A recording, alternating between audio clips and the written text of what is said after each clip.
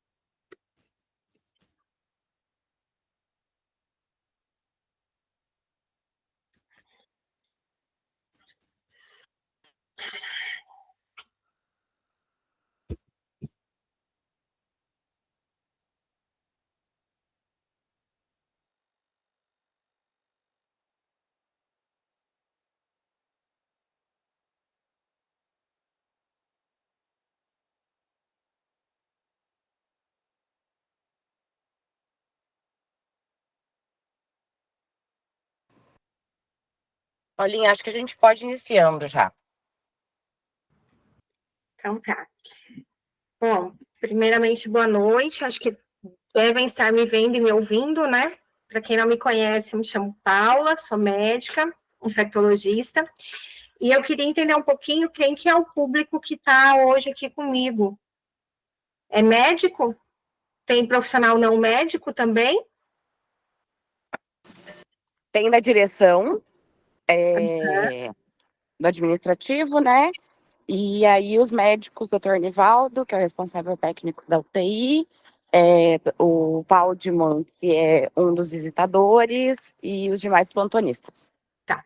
Então, se eu estiver falando algo que não seja de compreensão de todos, podem ficar à vontade em relação a me interromper, para que a gente retome, tá? Para que eu tenha que ser o mais claro possível para todos que estão aqui. Bom, o intuito, acho que todos estão cientes, eu estou junto com a Muri, com a Rafa, na condução aí junto da CCH, mais as meninas mesmo, estou mais como um stand-by, como um respaldo, e me coloquei à disposição de estar auxiliando tanto na questão de trazer algumas aulas, quanto em discussões diretas de antibiótico, enquanto as meninas estão aí no dia a dia, diretamente com a parte da CCH. Então, o que hoje eu quero conversar com vocês?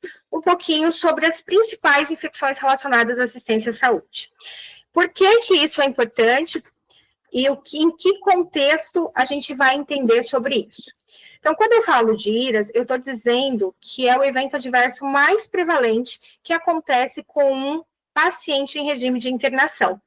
Então, hoje a gente trabalha muito sobre segurança do paciente, sobre qualidade da assistência. E um dos objetivos é evitar eventos adversos. A IRA sendo um desses mais prevalentes, cabe aí a gente intervir. É um grave problema de saúde pública, isso impacta diretamente no aumento de morbidade e mortalidade, ou seja, esse paciente ele fica mais tempo em regime de internação e ele morre. E, como não poderia ser diferente, especialmente quando a gente fala de coletividade, de serviços relacionados à assistência única de saúde, ao SUS, os custos. Então, um paciente hospitalizado, um paciente com IRA, aqui a nível de Brasil, a gente não tem exatamente em valores, mas quando eu trago isso em relação à Europa, Estados Unidos, a gente tem um custo absurdo, em até 45 bilhões anual.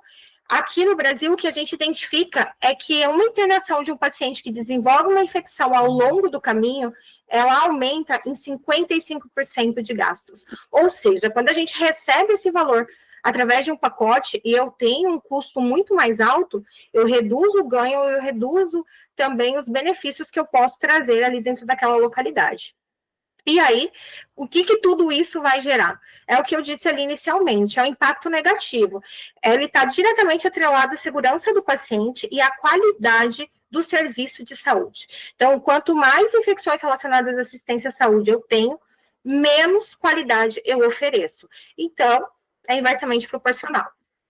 E aí, vem um outro ponto que é muito importante, que grande porcentagem dessas infecções, a gente não vai dizer todas, porque nós sabemos que algumas condições, elas são inerentes ao paciente. Elas são evitáveis, elas podem sim ser evitadas, desde que eu execute medidas eficazes, desde que eu siga aquilo que a Anvisa, o CDC me recomendam. Então, observem comigo as imagens que eu coloco para vocês, e a partir disso a gente consegue também ter uma noção do falha a assistência ela pode propiciar ele doente. Então, o que acontece? Quando eu falo que elas podem ser evitáveis, eu preciso entender qual é a principal medida de prevenção. E eu acho que é de comum acordo de todos que a principal medida de prevenção é a higiene das mãos. Não tem como eu falar de infecção relacionada à assistência sem falar sobre higiene das mãos. A gente entende já de forma muito clara que isso é o pilar que vai sustentar uma boa qualidade de saúde. Ela vai evitar infecções cruzadas, ela vai proporcionar segurança para o paciente, e então ela é fundamental dentro disso tudo. Quando eu faço controle de infecção, um dos nossos pilares é justamente trabalhar com higiene das mãos. E aí, a partir disso, eu mensuro de forma indireta com o consumo de álcool e de sabão, que também existem números pré-definidos pela Anvisa, para eu definir se realmente aquilo está sendo adequado, além de observação direta, se aquela higiene das mãos, ela vem sendo eficaz. Então, quando eu estou falando de infecções relacionadas à assistência, eu tenho alguns embasamentos. Toda infecção que eu defino aqui, eu defino aqui em Cuiabá, eu defino em Cáceres, eu defino em São Paulo, eu defino no Rio de Janeiro. E isso tudo, ela é embasada em manuais e em séries de caderno que a Anvisa nos traz. Essas fotinhos que nós temos de 2 cadernos, eles estão sendo reformulados agora em novembro, no dia 14, foi uma versão preliminar que vieram com algumas mudanças, mas é o que nós temos hoje de definições. Então, os critérios, eles são os mesmos, eles são mudados anualmente, são revisados, mas eles são o mesmo a nível de território. Quando eu falo das infecções relacionadas à assistência, tem algumas que elas são mais prevalentes, e aquelas em que nós vamos direcionar o nosso olhar. São as infecções de sítio cirúrgico, as infecções primárias de corrente sanguínea, as infecções de trato respiratório, e aí lembrando que eu não tenho só pneumonia associada à ventilação, eu posso ter infecções de trato respiratório tanto superior quanto inferior, infecções de trato urinário, que podem ser relacionadas à assistência ou ao catéter, que são situações também distintas. Então, quando eu estou ainda entrando nas infecções relacionadas à assistência à saúde, é preciso também que nós, enquanto profissionais, tenhamos o entendimento que elas não acontecem única e exclusivamente no ambiente hospitalar. Ela é atribuída a toda e qualquer assistência prestada a um paciente, seja em serviço de hospital-dia, seja em centros de infusão, seja em locais de longa permanência. E aí, quando eu falo de ambiente hospitalar, obviamente vão existir algumas que eu tenho uma maior prevalência. E aí, quais são elas? A primeira, em disparado, são as infecções de trato urinário associadas ao catéter. Em segundo, nós temos as pneumonias associadas à ventilação mecânica. Em terceiro, infecção primária de corrente sanguínea. Em quarto lugar, infecções de sítio cirúrgico. E aí, quando eu trago em porcentagem, olha o quanto cada uma delas corresponde diante do cenário de IRAS. Eu tenho que até 45% de todas as infecções relacionadas à assistência, elas são atribuídas ao uso do catéter vesical de demora. Até 25% é o dispositivo de ventilação. 25% pode estar relacionado ao uso do catéter central, e aí as infecções de sítio cirúrgico, elas ficam com uma menor porcentagem dentro desse conjunto. Então, existem algumas coisas básicas, antes da gente entrar em cada uma dessas infecções, que nós também precisamos ter um entendimento. Que toda vez que eu falo de infecção relacionada à assistência, eu preciso entender que existe um período de janela de infecção. Então, esse período de janela de infecção, ele é de 7 dias. Mais de 7 dias em relação a quê? A data dessa infecção, a admissão desse paciente, se ele tinha ou não, e o tempo do uso do dispositivo. Então, vamos sintetizar isso tudo que eu estou dizendo. Quando o paciente ele é recém-admitido dentro de uma unidade, ele é ventilado, ele é entubado e acoplado à ventilação mecânica, e eu coleto um material, e ali eu tenho uma pneumonia, ela não pode nunca ser atribuída à assistência à saúde, porque todas as vezes que eu tenho uso de dispositivo, para eu pensar em infecção relacionada à assistência, eu preciso de pelo menos 2 dias de uso consecutivos. Então, esse paciente tem que estar há mais de 2 dias ventilado, há mais de 2 dias em uso do catéter central, ou há mais de 2 dias em uso da sonda vesical de demora. Além disso, eu preciso definir se esse paciente ele já veio ou não com essa infecção do domicílio e se essa infecção é um período de janela de incubação. Um exemplo disso é a COVID, para eu definir também se esse paciente tem uma infecção relacionada à assistência à COVID ou não.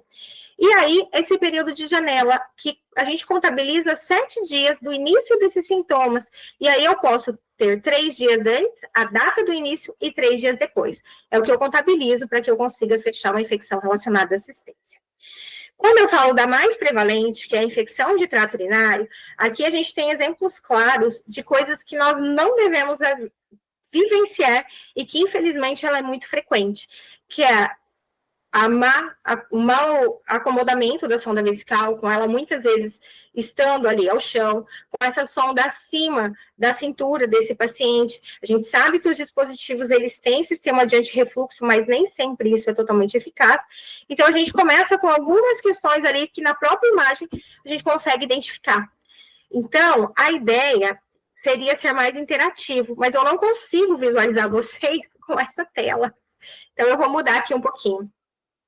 E aí, eu queria ler com vocês um caso clínico, para a partir disso que a gente conversou até agora, vocês me ajudarem a entender. Eu tenho um paciente, José, foi vítima de acidente motociclístico com uma fratura de quadril. Ele foi admitido no dia 25, hoje. E aí ele foi submetido à sondagem vesical de demora, e nessa admissão foi coletado um EAS e uma urocultura. Por quê? Não sei, mas foi coletado. E ele veio com uma E. coli, com maior que 10 a quinta unidades de formadora de colônia. E aí, a minha pergunta para vocês é...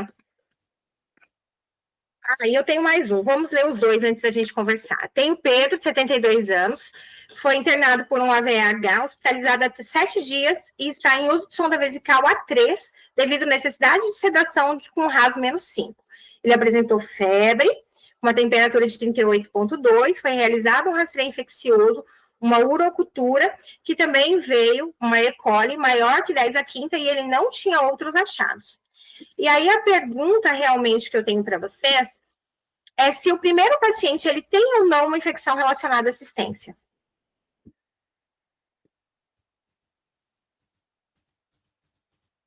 E aí, ninguém se habilita? Vamos deixar para a equipe, né? Para os médicos gente. responder. Bom, então, como ninguém se habilita, eu vou me habilitar. É o que tudo indica, o paciente, o primeiro, o Sr. José, ele não tem uma infecção associada à assistência, né? Ele tem uma urocultura de uma sondagem de admissão, com germe que é muito encontrado no trato urinário. E isso é uma das coisas importantes, diante de tudo que a gente conversou até agora, se a gente conseguir definir de que quando o paciente chega e ele tem uma cultura admissional ali positiva, a gente já não está falando de uma infecção relacionada à assistência, pelo menos não daquele serviço. Então, isso é um dos pontos muito importantes. O outro paciente, que já está há 7 dias conosco, ele já está usando sonda há 3 dias. Então, aqui a gente já conversa sobre um dos outros critérios que foi falado lá atrás.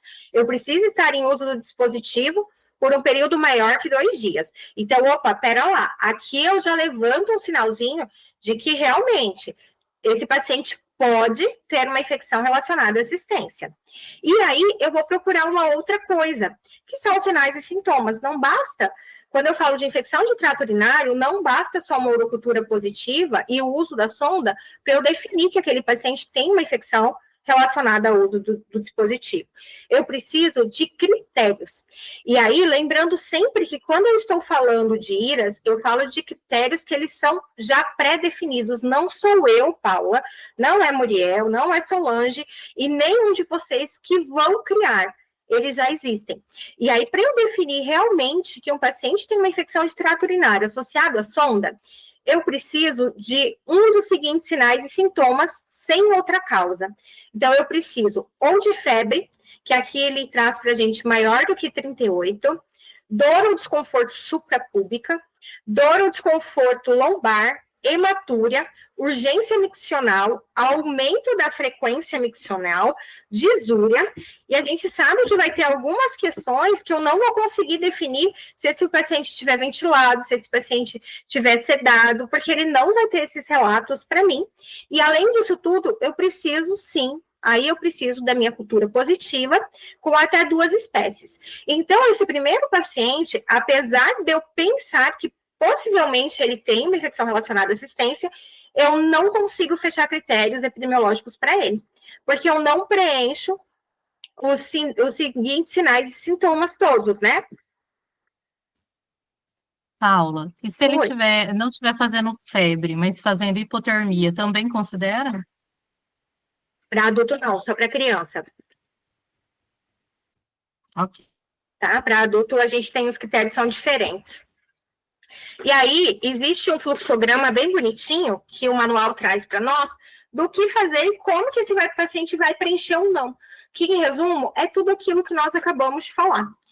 Mas uma das coisas que é mais importante é a gente não só entender critérios de diagnóstico. Por que eu estou passando isso para vocês? Vocês devem estar pensando, mas quem faz isso é a CCIH.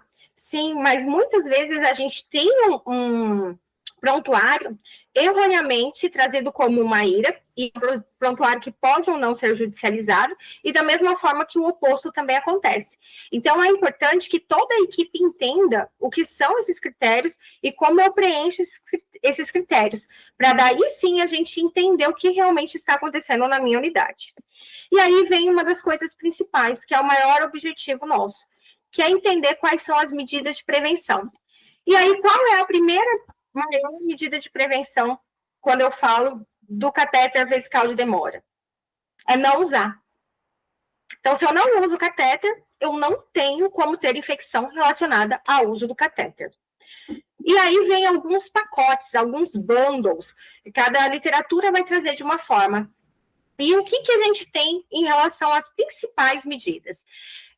É, primeiramente, ter equipes bem treinadas para a inserção daquele dispositivo. Todo mundo que está aqui já inseriu um catéter vesical de demora? Ou já acompanhou a inserção? O que eu posso dizer para vocês é que sozinho é muito difícil a gente manter toda a técnica asséptica do início ao fim. Então, isso são alguns pontos que a gente já precisa pensar. Então, essa equipe ela precisa ser capacitada tanto da higiene das mãos, quanto da paramentação, quanto da técnica correta e também dos cuidados de manutenção desse dispositivo. E aí, outras questões que são extremamente importantes, que vai trazer como as principais medidas, é o uso da ultrassom, para que eu avalie se esse paciente tem ou não retenção, para que daí eu possa evitar o uso da sondagem, o uso de dispositivos alternativos, como o Jontex, né, que são os condos, e o catéter intermitente. Apesar de parecer mais desconfortável, mais manipulações ali do trato geniturinário, o uso de sonda vesical de alívio intermitente, ela é relacionada com menor taxa de infecção de trato urinário. Todos os pacientes que usem sonda vesical de demora, a partir de 30 dias, todos estarão colonizados. Toda e qualquer urocultura que você peça desse paciente virá positiva, tá? Então, isso vai favorecer com que esse doente, ele faça infecções ali ao longo do prazo. E aí, uma coisa que a gente acabou de falando, que eu direciono esse catéter só para quem realmente precisa. E quem são os pacientes que realmente precisam do uso do dispositivo? Vocês sabem me dizer quem são esses pacientes que realmente precisam do uso do dispositivo? Então, o paciente que realmente precisa desse uso do dispositivo. Primeiramente, um paciente com RAS-5. Um paciente que está com uma sedação profunda ou que está em uso de bloqueador neuromuscular, esse é um paciente que nós não vamos discutir sobre a indicação da sondagem vesical de demora. E qualquer outro paciente que não se enquadre nisso, haverá discussões se ele deve ou não ser sondado. Preciso de um balanço hídrico rigoroso, pesa-se fralda. Se esse paciente está com outro dispositivo, com Jontex, você quantifica. Se esse paciente está acordado, você pede que ele despreze a diurese em recipientes que possam ser medidos. Então, a única indicação absoluta é essa. E pacientes que têm alguma lesão ali de trato geniturinário e que precise, por exemplo, de uma cistostomia, que aí a gente não vai ter como discutir também em relação a isso, porque eu não tenho outra via, tá? Mas fora isso, toda e qualquer sondagem, ela vai ser discutível. Gente, desculpa, tá? Só um pouquinho.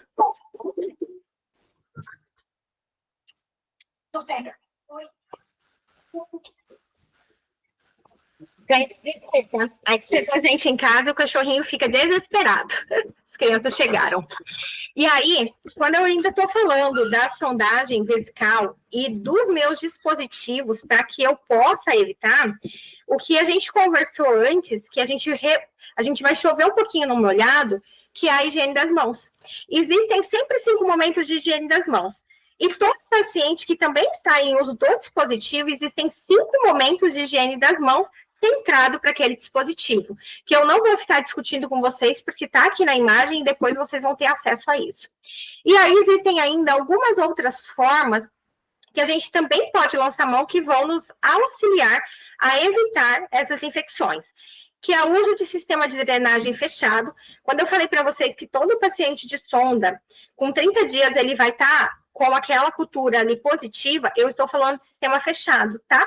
Se o sistema for aberto, a partir do 4º dia, essa cultura ela já vai vir positiva. A inserção de forma correta, e eu preciso avaliar todos os dias esse doente. Então, sabe aquele round, aquela visita beira-leito, aquela visita multi que acontece? Ela acontece para que a gente trace o melhor para aquele paciente e que dentro do melhor que a gente pode traçar para aquele paciente está a retirada dos dispositivos. E aí, uma outra coisa que é bem importante é que esse paciente ele não deve e ele não precisa receber antibióticos simplesmente por ele ter uma bacteriúria, pela cultura dele ter vindo positiva. Eu trato com antibiótico infecção e não colonização. Quando a gente, mudando agora um pouquinho, dentro daquelas infecções que elas são as mais prevalentes, nós temos as pneumonias associadas à ventilação mecânica. E aí, vai vir outra historinha aqui para nós. Ana tem 90 anos, foi admitida por rebaixamento de nível de consciência, foi submetida à intubação na admissão, que foi no dia 13/11. Há 3 dias, com necessidades de aspirações frequentes, aumento de FO2 nas últimas 48 horas, e exames de hoje com um leuco de 2.800 e bastões de 10%. 2 radiografias prévias, uma anterior e uma recente. E aí vem a pergunta: vocês acham que Ana vai ter critério para uma pneumonia associada à ventilação ou não?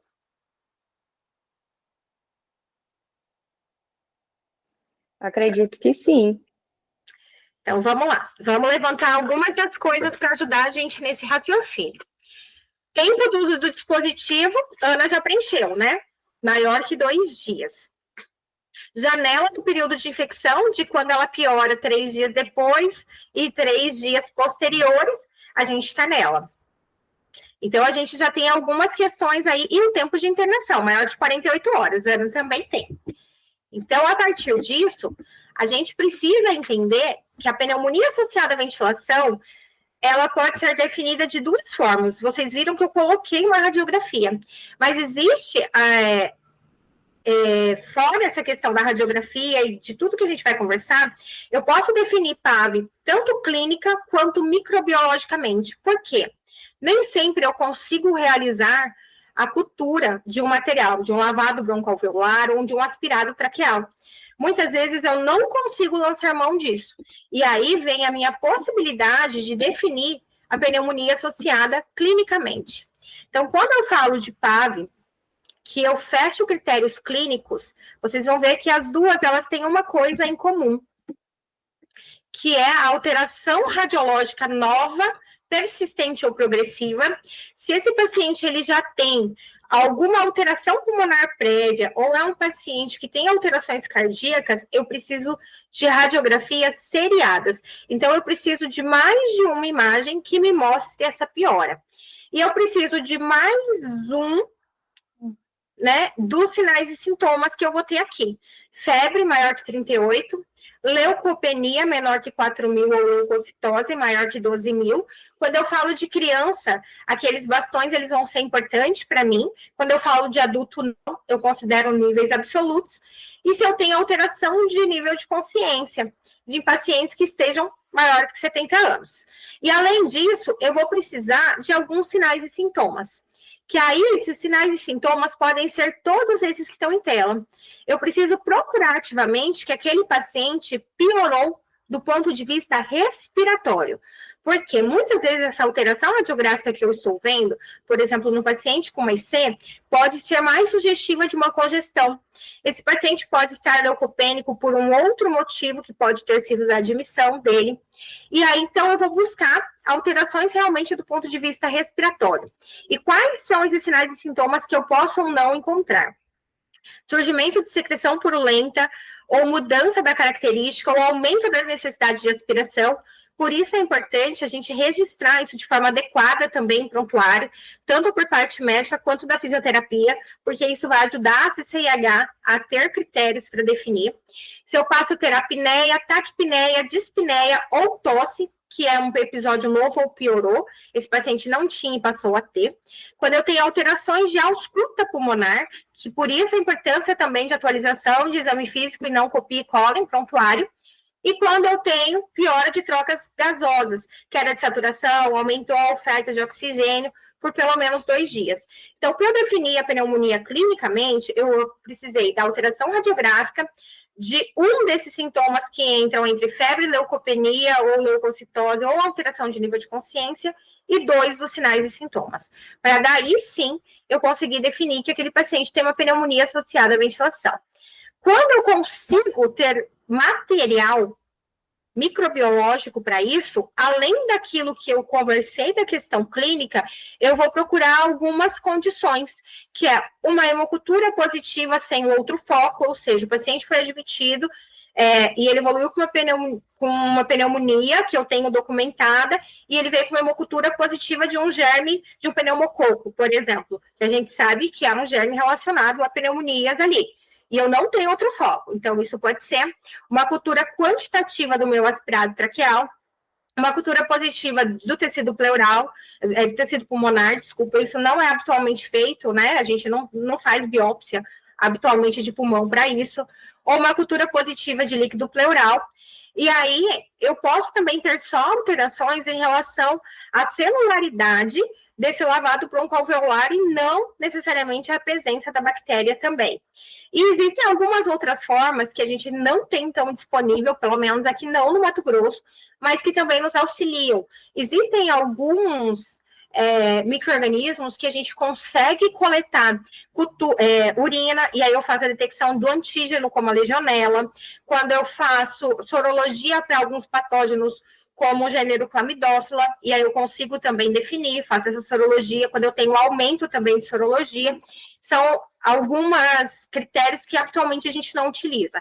Aqui, acho que eu posso falar, porque eu já trabalhei em várias unidades, o que a gente mais realmente se baseia para definição de critérios microbiológicos é o aspirado traqueal.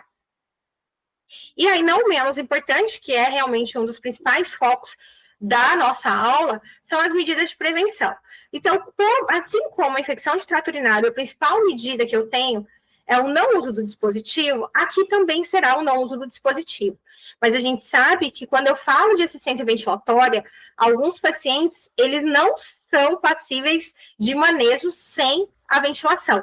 Então, a gente tenta primeiro formas alternativas para isso, especialmente quando eu falo de crianças, de neonatologia, mas adultos também, se aquela condição de base dele me for propícia, eu posso lançar mão de catéter de alto fluxo, de ventilação não invasiva, evitando a ventilação. E quando eu não consigo evitar a ventilação, eu preciso lançar mão de algumas atitudes diárias que vão me auxiliar com isso.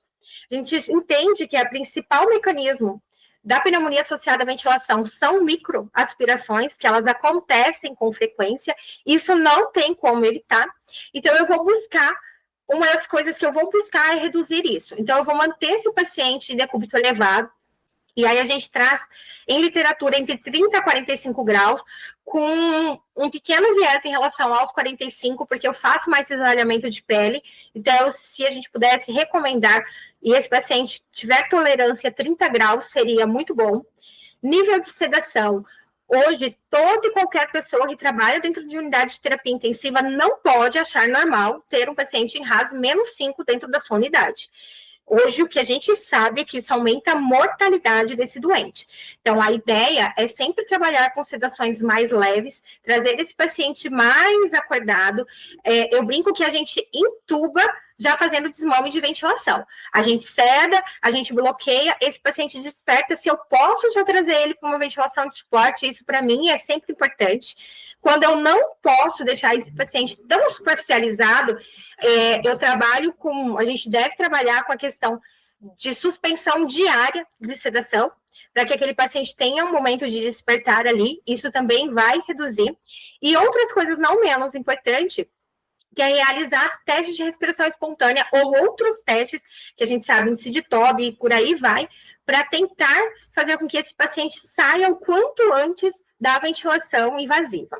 Existem algumas outras formas também que a gente minimiza. Uma das mais importantes, fora a higiene das mãos, é a higiene oral desse paciente. Esse paciente precisa ter uma higiene oral adequada. Já existe muita controvérsia em relação aos antissépticos. Vocês viram que eu coloquei antisséptico ali, mas eu não coloquei clorexidina. A gente sabe que o uso da clorexidina para a higiene oral aumenta a mortalidade do paciente. Então, os novos manuais, eles trazem para a gente a escovação, a fricção mecânica mesmo da higienização. E aí eu posso lançar mão de alguns antissépticos que não clorexidina, que a gente usava habitual, tá? Existem aspirações que elas são contínuas, subglóticas, mas a gente costuma não ter, mas eu preciso aspirar. E vem também um outro ponto importante, que eu acho que todos aqui já devem ter ouvido falar, que é a aspiração a 4 mãos. Eu preciso que essa aspiração seja garantida a técnica séptica do início ao fim, evitando com que eu leve mais micro-organismos ali para dentro, tá? Existe também hoje algo muito discutível, que é o uso, na verdade, é o não uso de soluções salinas, de não estilar solução salina durante a aspiração, porque eu também aumento o número de carga microbiana ali para a parte pulmonar, porque o tubo, ele é colonizado, ele tem biofilme. E aí, quando eu enchio a solução salina, eu levo isso lá para o meu pulmão. Então, isso também são outras coisas que a gente tem, essas discussões. Eu preciso mobilizar esse paciente. Então, a mobilização precoce, ela faz parte hoje da assistência de um paciente de terapia intensiva. Não existe, tá? Trocas de circuito ventilatório de rotina. As trocas, elas devem acontecer mediante necessidade. Sujidade, não funcionante. A cada 7 dias eu troco. Não, eu troco se precisar. E aí, as extubações acidentais, elas também são relacionadas com maior índice de pneumonia associada à ventilação. Porque é uma extubação totalmente errada, com maior risco de broncoaspiração, e aí eu promovo reintubação, levo de novo aqueles micro-organismos de boca, de cavidade oral, para a região de traqueia, então isso também vai favorecer, tá? A pressão de Cuff é importante, e a intubação orotraqueal. Por que eu trouxe dar preferência à intubação orotraqueal? Porque existem outras vias também, como a nasotraqueal, mas a gente sabe que tem maior associação a pneumonia associada à ventilação. Como eu disse para vocês, em todos os nossos slides vão ter a questão da higiene das mãos, e para cada uso do dispositivo, existem 5 momentos relacionados, que aí vai ser sempre antes de tocar o paciente, antes de manipular a cânula, depois que eu manipulo aquela cânula, tá? Então, tudo que eu vou manipular ali, eu preciso higienizar.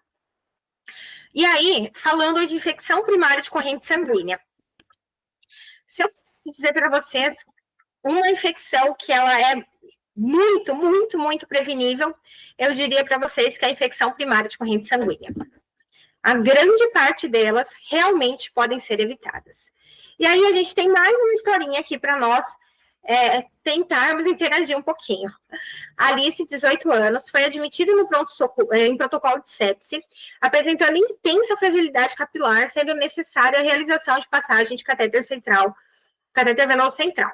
Nas culturas admissionais, apresentaram os seguintes resultados: uma urocultura com proteus e 2 hemoculturas periféricas também com proteus. O plantonista da unidade de TNP intensiva atualizou o diagnóstico da paciente: infecção de corrente sanguínea, proteus mirabilis em hemocultura, catéter central, sepse de foco urinário, urocultura positiva. Vocês acham que essa paciente ela tem uma infecção primária de corrente sanguínea? Ela tem uma infecção de corrente sanguínea?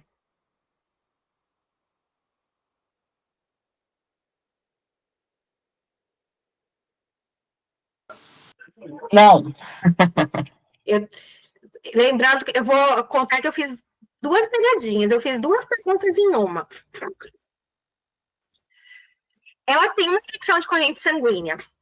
Ela tem, sabe qual? Uma infecção de corrente sanguínea secundária ao foco urinário. O que ela não tem é uma infecção primária de corrente sanguínea. Eu respondi da primária, viu? Eu não consigo atribuir essa infecção dela ao uso do catéter, visto que essa paciente ela teve uma hemocultura exatamente no momento da passagem do catéter, né? E aí a gente tem uma outra paciente, Márcia, 45 anos, foi vítima de intoxicação exógena, tentativa de autoextermínio, chegou na unidade em parada, foi realizado manobras, entubada, passagem comida UM, mas tudo bem, de catéter central.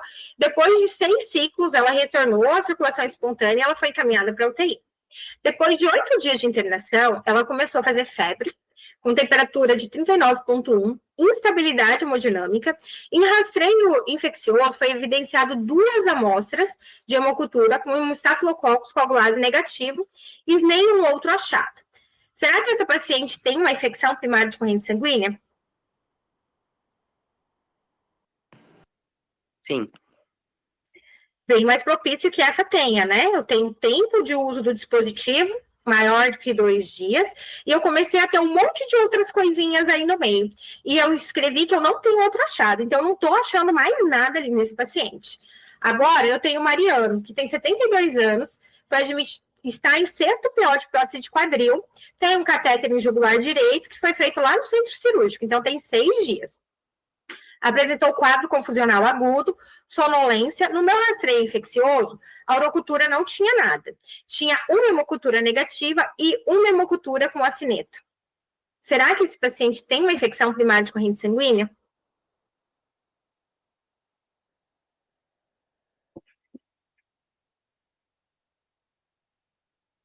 Tem uma infecção primária de corrente sanguínea. E aí a gente vai entender o porquê que esse paciente quase não teve nada. Eu não falei de febre, eu falei de uma amostra só positiva e mesmo assim eu defini que ele tem. Por que eu defini que ele tem? Porque existem algumas condições que elas são distintas quando eu falo de micro-organismos. Quando eu falo de uma infecção primária de corrente sanguínea, que está associada ao uso do catéter por algo que cause doença, um micro-organismo que não mora na minha pele, ele não é comensal, eu preciso única e exclusivamente ter aquele dispositivo no período maior do que 2 dias e achar aquele bichinho ali específico, como o do Mariano, que a gente achou o acineto. Então, eu fiz um isolado numa hemocultura de um micro-organismo que é patogênico e eu não tenho relação com outro foco infeccioso. Então, eu não tenho uma pneumonia, eu não tenho uma infecção de trato urinário, eu não tenho um quadro abdominal ali, uma sepse de foco abdominal. Eu simplesmente eu tive uma hemocultura positiva, então eu fecho o critério. Eu não precisei de nenhum sintoma aqui. Não sei se vocês prestaram atenção, mas eu não falei de febre, eu não falei de rebaixamento de nível de consciência, eu não falei de alterações laboratoriais, eu falei única e exclusivamente da espécie, do dispositivo e de ausência de outro foco. Quando falo de infecção de corrente sanguínea por germes que são contaminantes, que são colonizantes, e aí existe um tanto assim absurdo, uma lista gigante. Mas o principal são os estáfilos coagulados negativos. Todo mundo sabe o que é um estáfilo coagulado negativo? São todos os estáfilos não áureos. Então, qualquer estáfilo não áureos, ele vai entrar como estáfilo coagulado negativo. Então, quando eu falo dele, aí as coisas mudaram um pouquinho de figura para mim. Porque eu estou dizendo que eu preciso de um dos sinais e sintomas. Então, ou eu tenho febre, que é maior que 38 na nossa definição, ou eu tenho calafrio, ou eu tenho hipotensão. Então, um desses eu obrigatoriamente preciso para que eu consiga pensar que realmente eu possa ter uma infecção primária de corrente sanguínea. E, além disso tudo, eu preciso identificar esse agente em 2 amostras. Se eu tiver uma só, eu não consigo definir infecção primária de corrente sanguínea. E aí, essa amostra, que é uma das questões que a gente precisa sempre trabalhar, é o tempo de coleta. Então, ela pode ser coletada em até 1 dia de intervalo entre elas. Mas eu nunca coleto as 2 no mesmo momento, eu nunca coleto as 2 no mesmo local. A forma correta de uma coleta de hemocultura é coletar uma de um membro, um par, né, que a gente chama, que é o fraco aeróbio e o anaeróbio de um, eu aguardar 15 a 30 minutos e coletar de outro sítio. Então, essa é a forma correta de coleta de uma hemocultura, tá? E aí, olhem essas fotos que lindas. São fotos de vida real, tá? Não são fotos de internet. Praticamente todas as fotos daqui são fotos de vida real. Então, quando eu falo de prevenção de primária de corrente sanguínea, eu preciso de algumas condições. Aqui acabou abrindo os 2 juntos. Mas eu preciso de algumas condições. Eu preciso da higiene das mãos sempre. Isso não vai ter como eu fugir. E aí existem bundles também, existem pacotes que eu preciso obrigatoriamente seguir para que eu garanta a adequada inserção e bem como eu garanto a manutenção daquele dispositivo. Então, quando eu falo dos bônus, existem algumas questões básicas, que é a paramentação adequada. Então, o profissional que vai realizar essa inserção do dispositivo, ele precisa estar com as mãos lavadas, e aí essa técnica é a técnica de escovação, ou pelo menos né, é a técnica de escovação, uma técnica séptica, é usar clorexidina. Ele precisa estar adequadamente paramentado e utilizar barreira máxima. O que é barreira máxima? Além de todos os EPIs e da retirada de adornos, que é uma das coisas também fundamentais quando eu estou falando de dispositivos, de inserção de dispositivos e de procedimentos cirúrgicos. Eu acabei nem falando isso porque para a gente da CCH isso já está incluso, é retirada de adornos, mas é retirar esses adornos, se paramentar todo, luva, avental de manga longa, óculos de proteção, gorro, né, porque eu não posso ter cabelo ali solto, eu preciso ter campo estéreo amplo. Ideal é que cubra a cabeça aos pés do paciente. A gente sabe que isso nem sempre é a nossa realidade, mas essa é a forma adequada. O paciente precisa ter a pele adequadamente preparada com uma solução alcoólica de clorexidina. Eu preciso esperar secar essa solução, não posso ir lá e secar a solução, senão isso acaba perdendo o sentido. Idealmente, a gente não funciona a veia femoral e a gente faz a escolha dos sítios de inserção.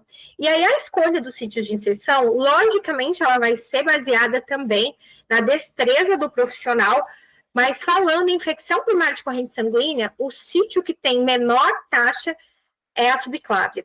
A gente sabe que é mais associada a outras complicações, mas falando de IRAS, ela seria a mais empregada. Depois dela vem jugular e femoral, ela seria em última instância, ali em último momento, não tem outra opção.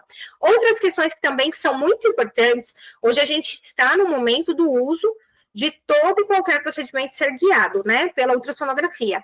É o manuseio adequado. é saber utilizar o equipamento, saber paramentar o equipamento, porque muitas vezes eu contamino o procedimento durante a execução da ultrassonografia. Nem sempre a gente dispõe de gel estéreo, então esse gel que é colocado ali não é estéreo. Se isso não for adequadamente vedado, se eu tiver saída daquele gel, eu já contaminei todo o meu sítio, eu já me contaminei. Então tudo isso tem que ser levado em consideração.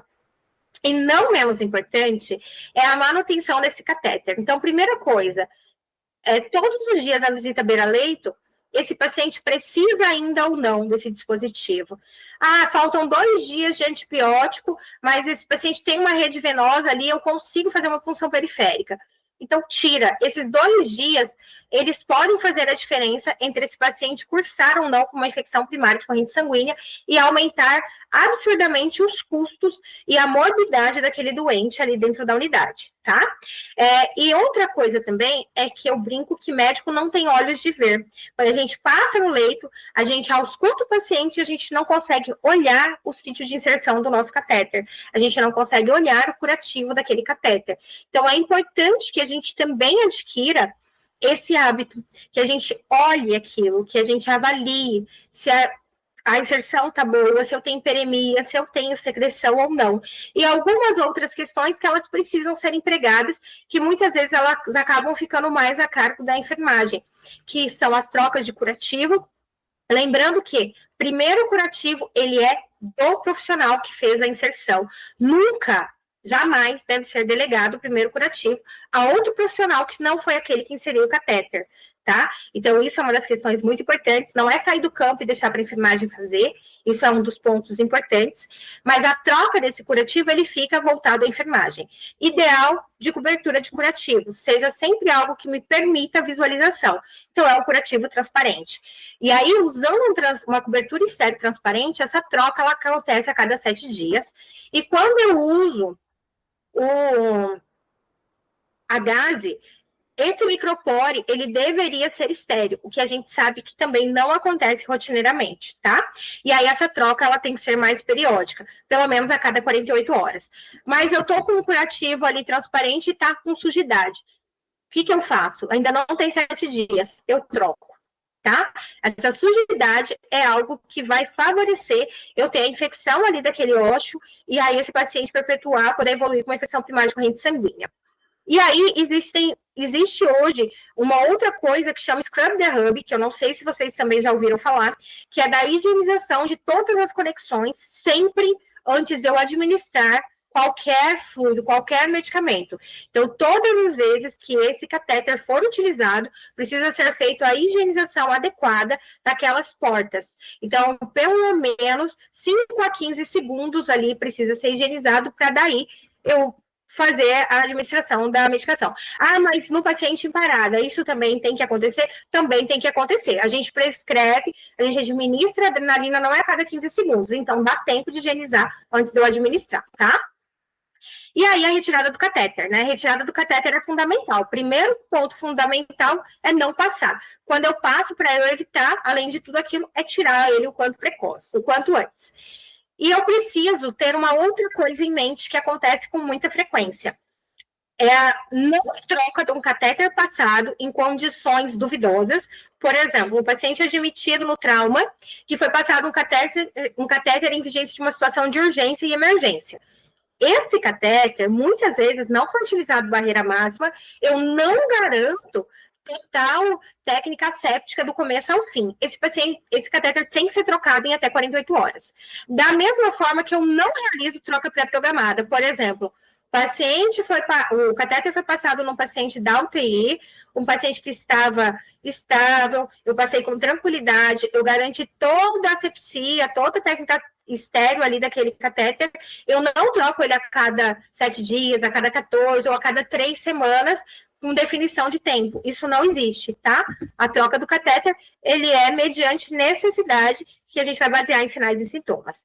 Quanto às infecções de sítio cirúrgico, acho que esse não é o nosso principal objetivo, mas só para vocês entenderem um pouquinho, tá? Toda infecção de sítio cirúrgico, ela é relacionada a um procedimento cirúrgico que pode ou não ter a colocação de implante. E aí eu defino ela de acordo com o que ela comete, qual plano ela está cometendo ali. E aí, sempre que eu definir que eu tenho uma infecção de sítio cirúrgico, eu preciso ter tido uma incisão, tá? E aí, a partir dessa incisão, eu infectei, e aí eu vou definir aquilo lá. Quais são as cirurgias que a gente faz uma vigilância de forma ativa? Toda cesárea, implante de prótese de mama, prótese de quadril primária, então troca daquela prótese, ela já não entra mais ali dentro dessas questões de vigilância pela Anvisa, prótese de joelho primária, revascularização de miocárdio e cirurgias de derivação neurológica, tá? E aí, quando eu falei para vocês que eu tenho questão de planos, eu posso ter uma infecção incisional superficial, quando eu estou falando só da camada superficial mesmo, eu posso ter ela profunda, então essa incisão ela é profunda, mas ela não está lá dentro do órgão e cavidade. E eu posso ter uma infecção de sítio cirúrgico relacionada aos órgãos e cavidades, tá? Não vou me atentar com vocês em relação aos critérios, isso acaba ficando mais para a equipe de cirurgia. Mas as medidas de prevenção, elas são importantes. Por quê? Além das medidas de prevenção que eu tenho, ali do próprio ato cirúrgico, existem algumas que elas são incomuns entre todas as unidades que estão acompanhando o paciente, como, por exemplo, antibiótico profilaxia. A gente já entende que antibiótico profilaxia, ela não é para ser mantida por tempo longo. Hoje, se eu pudesse dizer para vocês, chutar um tempo de antibiótico, eu tenho um hospital, eu não sei quais cirurgias são, e eu tivesse que instituir um tempo definido de uso de antibiótico profilático, eu diria que era só no intraoperatório, porque a maioria dos procedimentos não demandam de manutenção de antibiótico profilaxia. Quando demandam, habitualmente eles não passam de 24 horas, tá? Então, não existe antibiótico profilático por 72 horas, 96 horas. Isso não existe. Então, isso é algo que deve ser avaliado também dentro da unidade de terapia intensiva, aquele doente que vai no pós-operatório. A manutenção ou não dessa questão. Os curativos, ele é importante, e o controle glicêmico também é algo que faz parte aí dos cuidados de terapia intensiva também, para que eu evite infecções relacionadas aos procedimentos cirúrgicos. As questões dos curativos, isso é muito importante, então, ter curativos adequados ali para aquela cobertura, manipular esses curativos com técnica estéreo também é algo importante para que eu evite as infecções e não realizar tricotomia de rotina para aqueles pacientes. Quando eu preciso realizar tricotomia, isso vai ser atribuído a poucos procedimentos, ela não deve ser realizada com esses dispositivos como Gillette, deveria ser utilizado um aparelho elétrico, tá?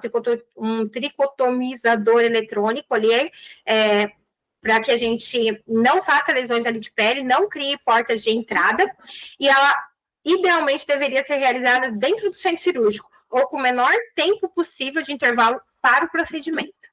Além disso, existem algumas outras condições que vai vir nesse caderno novo, que é a descolonização de pacientes que sejam de cirurgias de alto risco, como pacientes que vão ter inserção de próteses e pacientes submetidos à revascularização do miocárdio.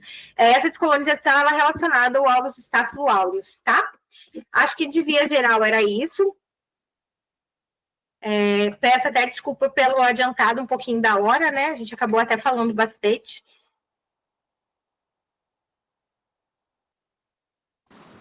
Olinha, só para... Muito obrigada, né, por estar disponível para a gente, para poder ampliar o que a gente vem construindo.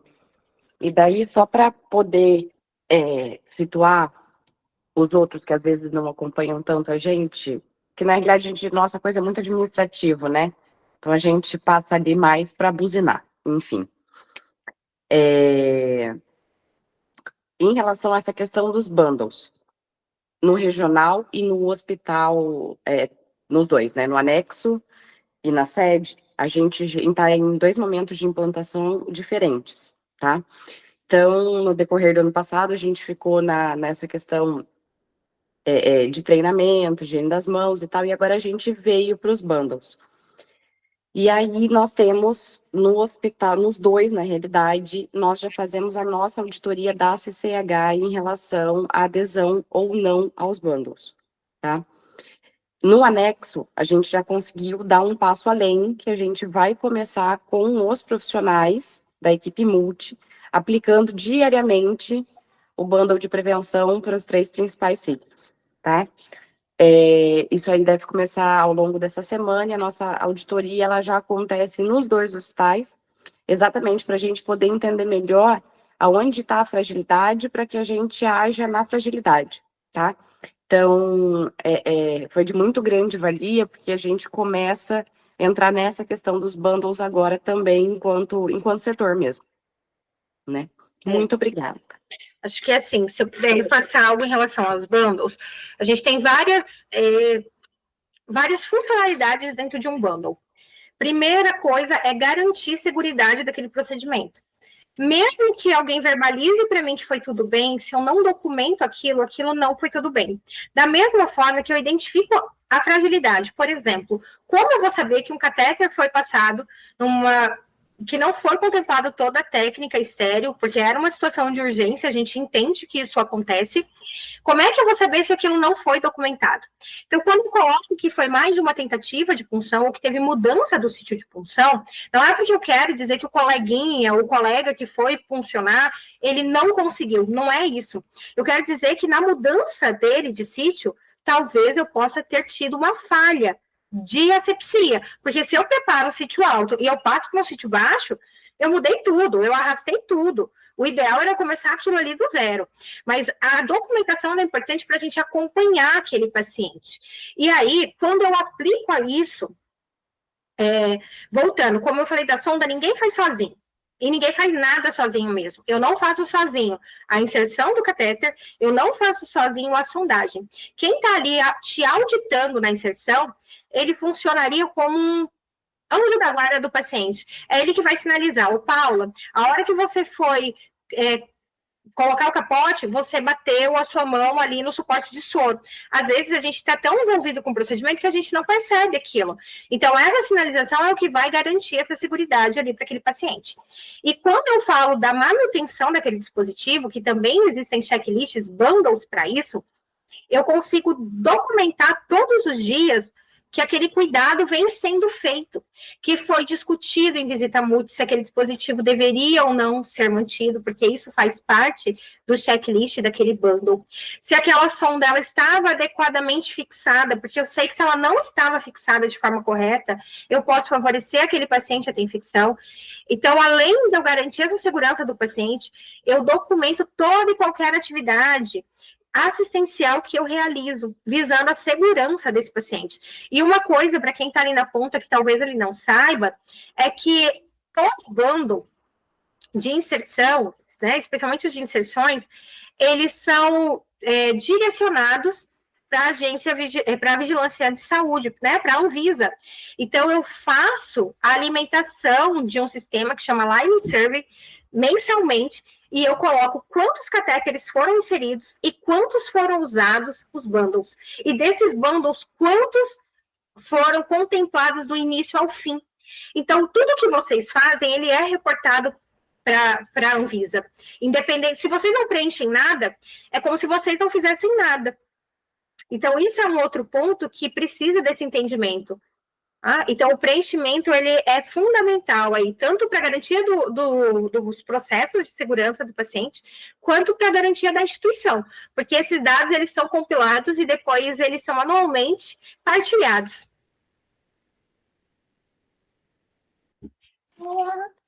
Exatamente, esse levantamento a gente consegue aplicar, não 100%, né? Tanto os checklists de inserção de catéter e de sonda, nas 2 unidades, e aí agora a gente vem com a manutenção, né? A gente tenta ampliar a questão da inserção e iniciamos o da manutenção. Uma coisa, Mori, que assim, eu acho que é de grande valia, é quando for fazer os treinamentos dos checklists de inserção, especialmente de catéter central, inserir os internos /residentes. Aqui, no caso, são os residentes, né? Porque muitas vezes quem auxilia é o profissional médico auxilia o interno, ou o interno está ali acompanhando o profissional médico. Então, é importante que todo mundo tenha um conhecimento, aonde fica isso, onde está a disponibilidade, no caso de vocês não é no sistema, né? Não dá, mas aonde está esse papelzinho, como é que preenche, que isso vai garantir. E é um hábito, né? A partir do momento que vai, e esse checklist ele tem que ser feito beira-leito, não é para eu acompanhar tudo e depois parar para preencher. Então, eu vou ali no momento mesmo da passagem e eu faço essas anotações. Basicamente, são 5 itens, né? Que são obrigatórios ali, por exemplo, do checklist de inserção do catéter venoso central, são 5 itens. Então, é uma coisa rápida, uma coisa fácil e que vai garantir segurança ali para todo mundo. Oi, Paula. Oi. Boa noite, doutora. Tudo bem? É Milena. Oi, Mi, tudo bem? Joia. Muito obrigada, tá, pela sua disponibilidade, por aqui com a gente hoje. A palestra foi extremamente didática, de fácil entendimento para todos, eu acredito. O Jonathan, que é o nosso enfermeiro da qualidade e segurança do paciente, ele fez a gravação da aula. Se você autorizar, a gente vai compartilhar com os outros colegas médicos que não estiveram presentes, porque é algo de grande valia, um conteúdo muito importante para quem está na prática, né? Com certeza a gente vai conseguir aproveitar isso em vários momentos interna na unidade, né? Então, se você autorizar, a gente vai estar fazendo o compartilhamento da aula com os outros profissionais. Sim. A ideia é o que eu tinha conversado com as meninas, com a Muri, com a Sol, se, lógico, né, se for de comum acordo também, especialmente com as equipes da UTI, de nós termos mais momentos em relação a isso, trazer temas que sejam de maior relevância, discussão. Eu sei que vocês do anexo já fazem discussões com outros serviços também, mas para a gente trazer coisas mais do dia a dia, do que eu puder contribuir com esse, especialmente com a forma dessa educação continuada, estarei à disposição. Com certeza, nós agradecemos. Muito obrigada, Muriel. Muri. Desculpa. Inclusive, às vezes, casos do próprio hospital, né, que isso fique mais palpável, mais próximo de quem realmente está ali na assistência, né, para que isso seja uma coisa mais fluida. Sim. Sim, a ideia é a gente estreitar, a gente trabalhar um pouquinho depois com mais calma, diante do que for as necessidades mesmo das instituições, das unidades, né? Porque a gente tem 2 unidades aí que elas são diferentes em perfil, são diferentes em equipes, mas entender o que é a necessidade e, se precisar, a gente trabalhar de forma individual em relação às prevenções, envolver a enfermagem, acho que é bem importante, não tem como fugir, né, Mi?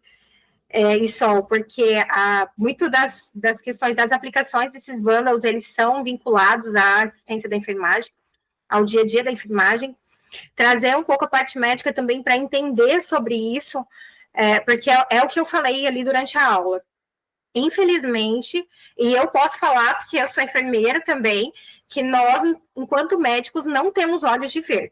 Então, eu trabalho na preceptoria de clínica médica e eu vejo quanto o profissional médico, ele não consegue enxergar, ele ausculta o paciente, ele não vê que aquele curativo está sujo.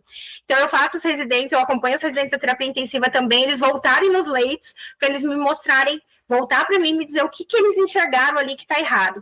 Então, às vezes é um catéter que não está fixado, às vezes é um catéter que não foi ocluído, uma sonda vesical que não está adequadamente fixada, e isso passa batido. E quando a gente fala da avaliação do paciente em unidade de terapia intensiva, que acho que é a maioria de quem está aqui, existem alguns mnemônicos para isso, e um dos que eu adoro é o de Vincent, que chama Suspeita para o Bem, e que dentro de um desses itens é o períneo. E aí, dentro do períneo, eu consigo avaliar a fixação do dispositivo, a fixação da sonda, se eu tenho úlcera, se eu tenho lesão, e isso é a avaliação do médico, não é só do enfermeiro, tá?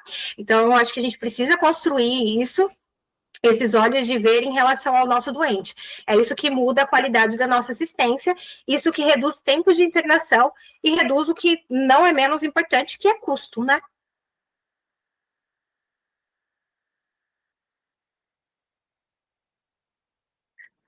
Com certeza. Também gostaria de agradecer, Paula, por todo. O pessoal está deixando algumas mensagens também no chat, né? E depois te parabenizando. E se alguém mais tiver alguma dúvida, os plantonistas, né? Quiser estar compartilhando, esse é o momento. Acho que tá todo mundo com vergonha. Que horror. Tá todo mundo tímido. É, todo mundo tímido. Mas é isso, a gente vai construindo, eu me coloco à disposição, tá? Já me coloquei, retomo, estou à disposição, e a ideia é contribuir. A ideia é pegar um pouquinho daquilo que a gente aprendeu ao longo desse tempo e contribuir com vocês. Com certeza, acho que é o início de uma nova comunicação, né, entre vocês, é importante, pela sua vivência, sua experiência, né, junto com a doutora Muriel, a Solange também, que estão fazendo um trabalho maravilhoso também na sede com a Simone, então todo mundo só tem a ganhar. Ô, Paula, desculpe, eu acho muito interessante eu agradeço pela aula, pelo seu tempo, né, e atualizou muitas coisas que eu, por exemplo, estava desatualizado, né, do que você falou, e eu acho que, partindo desse princípio da nossa atualização, a gente que está ali na linha de frente também, fala como visitador, mas uma das coisas que a gente deveria trabalhar é na disseminação dessas informações para toda a equipe, como vocês falaram, né? Recentemente tive uma experiência de falar um pouco de bundle para a equipe de enfermagem, tanto do anexo quanto da sede, para a equipe de enfermagem, técnicos de enfermagem, fisioterapeutas. E a maioria não sabia o que era aquilo. Tá? Se falar bundle, é uma informação extremamente nova. E isso ajuda no sentido de, muitas vezes, eles entenderem quando a gente pedir para fazer alguns procedimentos que geram incômodo, como, por exemplo, tirar uma sonda. E passar a sonda de alívio, né? 3 vezes ao dia. E o paciente vai urinar na fralda, vai dar mais trabalho, e tirar a catéter, mas o catéter, a veia tá boa, vai ter que pegar outro acesso. Então, acho que isso a gente deveria trabalhar para popularizar, entre aspas, essa informação para toda a equipe, né? Sim, é fundamental isso. Para que eles estejam treinados a observar também. Por exemplo, hoje eu tenho alguns enfermeiros lá na sede que eles mesmos já sinalizam, olha, essa sonda aí realmente precisa? Porque eu acho que não vai precisar mais. Doutor, você viu que o catéter tá saindo secreção? Depois dá uma olhada lá pra gente. Então, é questão de treinar, né, para que todos possam juntos ver, né, não só o visitador ou o plantonista, mas toda a equipe, né? E fora que assim, pela tua atenção. A enfermagem é quem está 24 horas com o paciente. Sim. Então, hoje a Solange, inclusive, já combinou com a Neide, e vai iniciar nessa semana, na realidade, começa-se a capacitação para o preenchimento do checklist de manutenção, né? Como eu falei lá na série, nós estamos um passo atrás, né? Só um minuto, tá bom. Nós estamos um passo atrás em relação a isso, a capacitação com eles começa agora. E aí, que o Adelmar falou, realmente, isso aconteceu de uma maneira muito legal lá na sede, onde a gente pegou uma unidade teoricamente nova, era o TI Covid, mas aí virou o TI geral, né, houve troca de equipe e tal, e ali a gente começou do zero, digamos assim, né, e aí nós instituímos a visita, e essa cultura de retirar dispositivo, da equipe toda observar isso, ela é bem legal lá na unidade, e aí a gente espera que isso aí se expanda para as demais. É muito importante mesmo, mas eu acho que isso é uma construção. E é desmistificar, né? O paciente na terapia intensiva tem que estar com acesso central. Não, o paciente na terapia intensiva ele tem que estar com aquilo que ele precisa. Se ele pode ser medicado por uma hipodermóclise, ele vai ser medicado por uma hipodermóclise, ele não precisa do acesso central, por uma falha de acesso. Se ele tem como fazer a mudança da terapia dele antimicrobiana para algo oral, não tem porquê dele não ser modificado. Isso não vai impactar a mortalidade dele muitas vezes. Isso não minimiza a gravidade dele no sentido de que ele não pode estar na UTI porque ele está usando uma hipodermóclise. Não, gente, não é isso. A gente já sabe que são vias alternativas, tá? Então tem tudo isso, e realmente é uma construção, é um entendimento. E uma das coisas que é importante, Adelmar, que você fez e que as meninas estão fazendo, é trazer a equipe junto. E é dar autonomia para a equipe, para que ela não tenha receio em falar para o visitador ou para o plantonista em tirar aquele catéter, em tirar aquela sonda. Hoje o que a gente vê é só muito o contrário, né? Muitas vezes a equipe vai lá e fala assim, tem que pegar o acesso central, eu faço plantão em UTI. Então, tem vários plantões que eu passo à tarde fazendo acesso periférico no paciente, porque a enfermagem fala que não conseguiu mais. Aí eu vou lá, guio com ultrassom e faço um acesso periférico. Não é preguiça, porque seria muito mais rápido, ainda mais para gente que já está mais habituado a passar um acesso central do que um acesso periférico. Mas eu vou lá, em prol do paciente, levo o enfermeiro do meu lado, falo, vem cá, vamos aprender, vamos manusear aqui o ultrassom para a gente enxergar. E a gente funciona aquele paciente periférico, para tentar ir desconstruindo com eles de que tudo é acesso central, é igual paciente ventilado. Ainda existe uma cultura que paciente ventilado é paciente dormindo, sedado, coma, RAS -5. E também é uma desconstrução de que aquela equipe entenda que aquele paciente pode ficar acordado. Eu venho de uma realidade de terapia intensiva de que todos os nossos pacientes eram em RAS -1 a 0. Os pacientes ficavam ventilados 2, 3 semanas ou mais, e eles escreviam um papelzinho que ele queria. Eles caminhavam entubado, ventilado dentro da unidade de terapia intensiva. Então, isso é o ideal, né? Esse seria um dos melhores cenários. O paciente ia ser destado, entubado, e tá tudo bem. É para ser assim. O contrário que não é para ser. Ele fica lá sedado, zerão, lá para sempre. Então, é a equipe mesmo e a construção do dia a dia. Eles entenderem o porquê.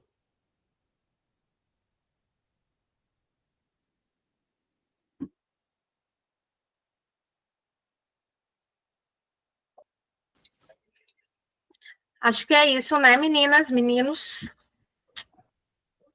Acho que é todo mundo já.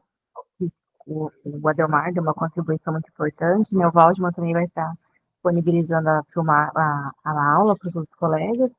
E a gente agradece novamente, muito obrigada pela sua disponibilidade aí na segunda-feira à noite, depois de um dia tão corrido, né? Mas é isso. Então, gente, eu que agradeço vocês também, tá? Estarem aqui. E é isso. Boa noite, boa semana para todos. E faltou a aula da infecção de trato urinário, tá? Eu não esqueci, não. É porque ia ficar muito longa. Depois a gente vai marcar. Combinado. Obrigada, doutora. Tchau. Boa noite, gente. Muito obrigada. Tchau, boa noite. Obrigado. Tchau. Tchau. A lista de presença, tá, pessoal? Tá disponível. Não esqueçam de assinar.